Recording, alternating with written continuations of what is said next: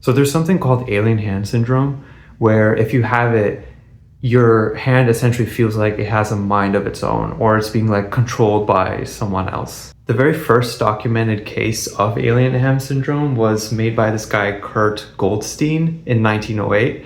And he described the case of a 57-year-old woman whose left hand would grab her own neck and choke her again and again. Apart from that, if you have alien hand syndrome, like your hand would be like constantly grabbing things, one hand antagonizing the other. So like if I'm trying to take off my glasses with this hand, like the other hand would make them, would fight whatever this hand is trying to do. And so if you look into like the neuroscience of why this occurs, it's actually quite interesting. So the thing to know here is that your motor system sends a copy of every movement that you make by your own volition to your sensory system.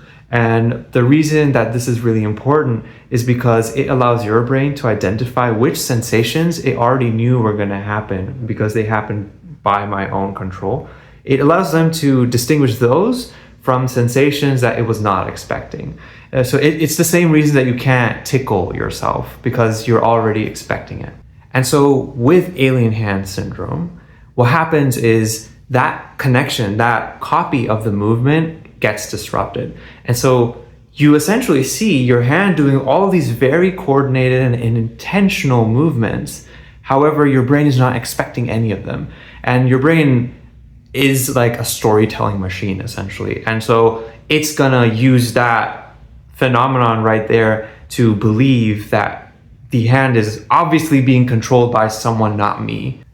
And that first case on the woman, continually choking herself, that really made me think immediately about like Freud or something. Because I was like, what would Freud think about alien hand syndrome? I think he would directly go to all the id, ego, superego kind of stuff and would probably reason that, oh, your alien hand is essentially a representation of your unconscious desires and everything, which is all very pop psychology, I know. But it's interesting to think about. It's one thing to just contradict the other hand's movements, but it's a whole other thing to be choking yourself or doing other like self-harming behaviors. Like, what's up with that,